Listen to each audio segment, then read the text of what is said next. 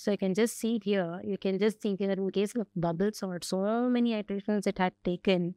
In case of selection sort, it has just taken only the iteration 1 and iteration 2 of the ith iteration. So in terms of I loop, it has taken just two loops, two iterations by loop.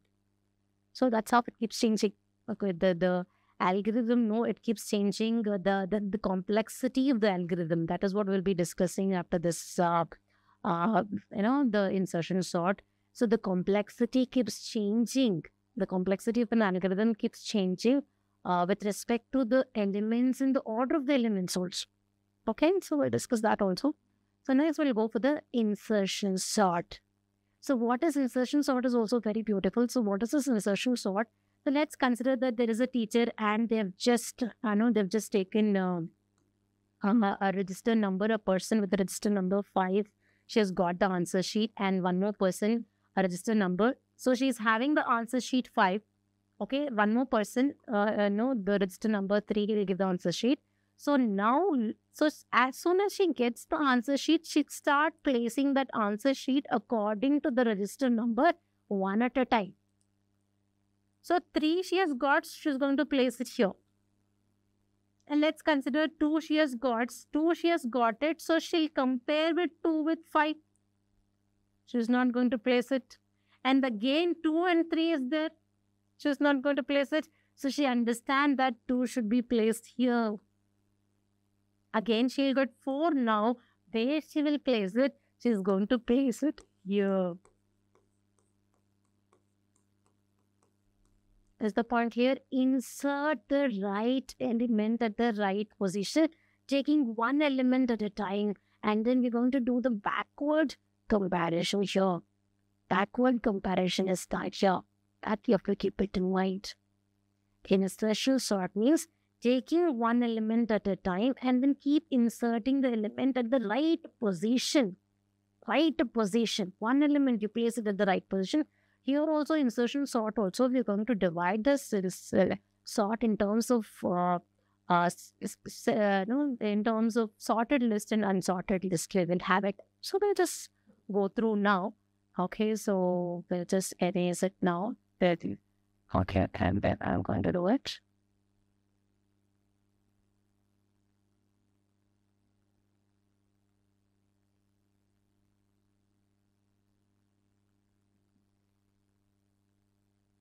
Okay, so we'll go for the insertion sort. So what is this insertion sort we will try to understand? So here what we have, I'm going to take the same elements 5, 4, 3, 2, 1. So what I'm going to consider here is, I'm going to consider the first element. In this case, I is equals to 0 to n. Definitely it is going to be the same only. And I should be less than 5. And in this case, I'm going to make it j should be equal to 0. Sorry, j should be equal to greater than equal to 0, and I'm going to compare temp. I'm going to make temp should be less than L of j. Okay, L of j. So here they've taken num list and all, it is going to be the same only. So just remember that j should be greater than equal to 0 and temp is less than L of j. The logical part, of course, I'm going to tell you now. Okay, because with respect to each iteration, you should be able to understand in a better way. That's what. Okay, so here, what is that I'm going to consider? So let's consider the value of j is equal to what? J value is equals to I minus 1. It is I minus 1 backward comparison. Every time the j value was getting incremented in the previous two sorting techniques, here the j value gets decremented. Directly it is 0. Minus 1 means we'll have to stop. Keep that in the mind. So I'm going to compare. This is going to be each element. I'm going to compare t is for temporary variable. Each element t is going to be the temporary variable. Each element I'm going to take it at a time. So 5 is going to be an element right now. So this 5 has to be compared with now.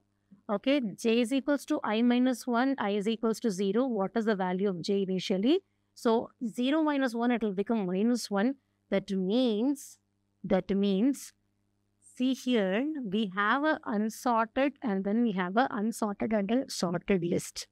First element is there. What else I have to compare? First, the person has come. The person with the 5 register number, he has come here. Register number 5 has come, but I don't have any elements for me to place it where exactly. I'm just taking it as it is. Okay, I'm just going to keep it as it is. So I'm not going to give any kind of comparison. It does not satisfy the condition because they say that J should be always greater than equal to 0. It does not satisfy the condition because that itself is the first element. I cannot compare. Now what I'm going to do is, I'm going to consider 5, 4, 3, 2, 1 and I'm going to consider this as my second, one more person. 4, register number 4. He will give the paper. Now what I'll do, that 4 I'll compare with 5 now. 5 was not there for me to compare because that itself is my first paper. That itself is my first paper. I cannot compare. I've placed as it is. Okay, I've placed as it is. Okay, I've placed as it is now. It is sorted up the hill. I've just placed as it is. 4 I've got it. I can compare with 5 now. Because 5 was already having, I'm already having now. For first paper, I didn't had any comparison. That's why it is not done. 4 and 5 and 4 you compare is, okay, now what is the value of J? J is equals to, in this case, what is the value of I? I is equals to 1 now. J should be definitely 0. So 0 you compare with the, so let's consider this is going to be the 0 and this is going to be temporary variable. Is it less? Is temp less? Temp is less than J is also satisfying the condition. What you have to do?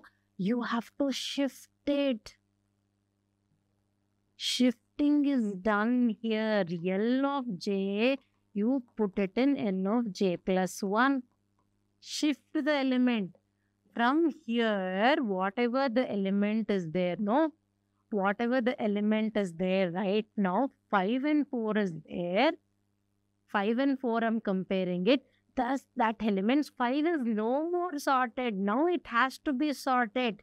I have to shift the element now. No, that is not your position. It is telling you come this side, it is shifting. Okay, then I'm going to shift the elements. I'm going to put 5 here. I'll shift it. This is L of J. L of J is L of 0 only, no? J is 0, right? This I'm shifting it to L plus J plus 1. Shift it here. When I shift it, it will be still 5 only. Keep that in the mind. So, 3, 2, 1. J equal to minus 1 does not satisfy the condition. Come out of the loop. Once we are done with it, once we come out of the loop, remember that you have to put back the element. I've comes out of the element. Now I know within 4, I know where I should place. I have 2 elements, 5 and 4. I know how to place it now. I've shifted also. 4 will come now. Now after this, shifting will take place. Shifting what? T you put it in. T you put it in where? What is the T also? We'll write it every time. T is 5 was here. And what is the value of T here? It was 4. It was 4. And now this T, 4 value, you should put it in L of minus 1 is there. No, J plus 1. Minus 1 plus 1 is what? 0. Minus 1 plus 1. You put it in J plus 1. Minus 1 plus 1 is what? 0. So I have to put it here.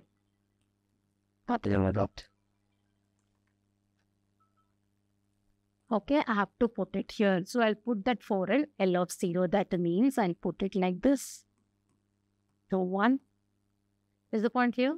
Next, what will I do? I'm going to consider this is going to be my temp. And in this case, what is the value of I? I value is equals to 2 now.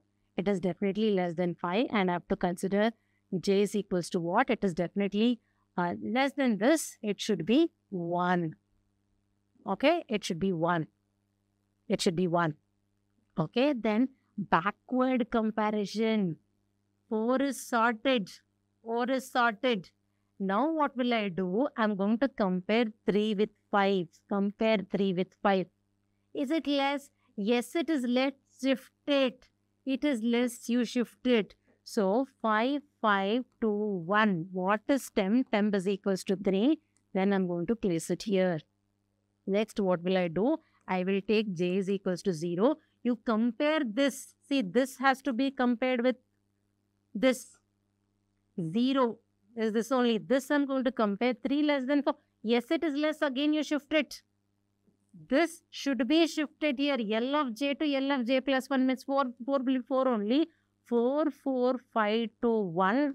And j is equals to what? Minus 1 does not satisfy the condition because it has to be greater than equal to 0. It does not satisfy the condition. Now what I have to put? This 3, you put it in what? L of j plus minus 1. Minus 1 plus 1 is what? I have to put it in 0. I have to put it again in 0. It's already shifted, so there is a place.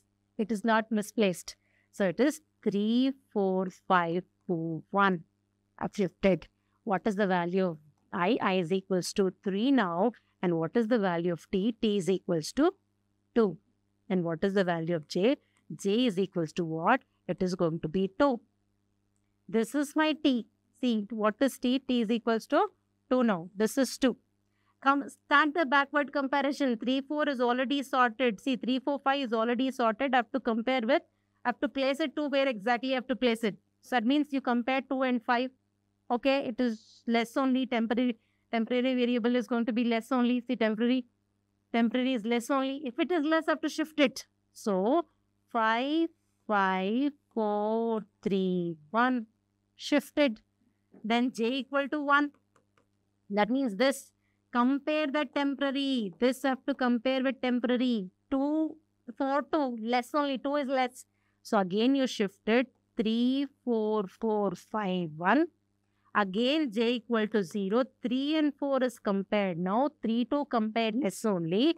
3, 3, 4, 5, 1. Again what I have to do it? J equal to minus 1 does not satisfy the condition. Comes out of the loop. And put this temp 2, you put it in n of 0 because again it is going to be minus 1 plus 1, 0 only. Put the 2 here. So it is what? 2, 3, 4, 5, 1. Is the point here? Similarly, how it happens? This will be temp now. It is again compared with this. It is compared with this. It is compared with this. It is compared with that. And this time also you should remember that how it goes. It will be 2, 2, 2, 2, 2, 3, 4, 5 it will be. Because first time 5 will be shifted, 2 will be shifted, 4 will be shifted, 3 will be shifted, 2 will be shifted, again 2 will be repeated. I haven't space for the 2 because I've already shifted. Then I can store my 1 value here for j equal to what? J equal to, for this case what? I equal to 4 and j equal to 3, 2, 1, 0 and place that 1 value in 0. This is basically an insertion sort. Remember, insertion sort means you can just remember that teacher is having a paper. As soon as one person gives the paper, she'll start arranging it one by one by shifting the papers. Oh, you come this side, this paper should come this side, this paper should... Keep shifting the elements and put the proper element in its respective position. Insert the element at the right position. That is what you mean by insertion sort. Clear? Okay, we'll go for the next slide. Okay, we'll go for the next slide. Okay. So here I have to tell you about the time complexity. What is time complexity? So in order to find, to check whether given number is prime or not, I can check the prime or not. It's having two factors. From 0 to n. From 0 to n by 2. Or from the square root of n also I can take it. We have studied in the first PUC class. Similarly, the time complexity, different algorithm, we can write it for the same problem. So time complexity basically gives you the amount of time that is required to solve a given problem.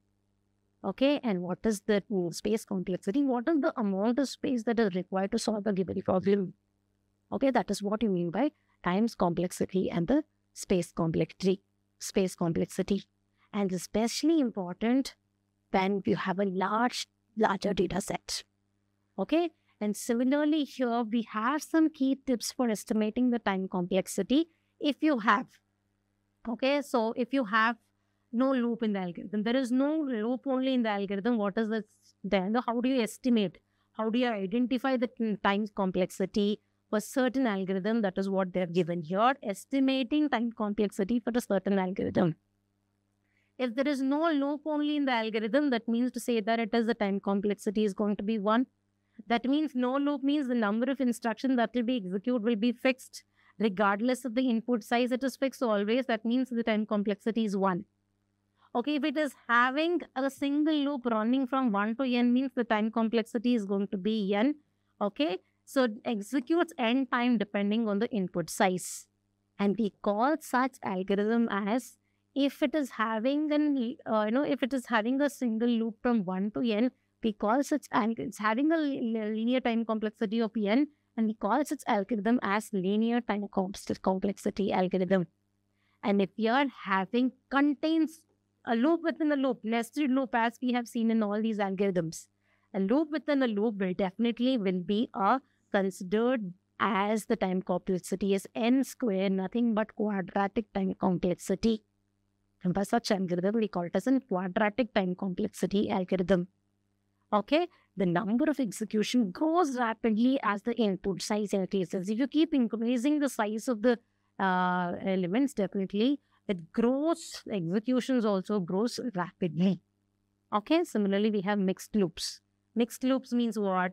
If both single and nested loop, there is a nested loop and there is a single loop also, then always the nested loop dominates the time complexity. That means always, if I have the single loop is there, then we have a nested loop. The time complexity of nested loop only will be considered n square. N and n square is there, means it will be considered the time complexity is n square only. So the final complexity is determined by the loop with the highest growth rate.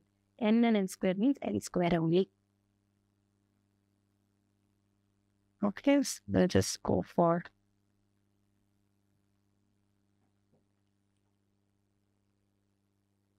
we'll go for the time complexity. That is what they're given for the bubble sort, selection sort, and the insertion sort. All these algorithms, whether it is in bubble sort or the selection sort, or whether it is going to be the insertion sort, the time complexity is going to be a nested loop, a loop within a loop. That means it's going to be n square. That means what? Quadratic time complexity. So such algorithm definitely in quadratic time complexity algorithm they can consider. That means the number of comparison grows quadratically as input size increases. Is the point here? So we have done with this chapter called sorting. Here. So we'll wind up now. We'll continue the next clips.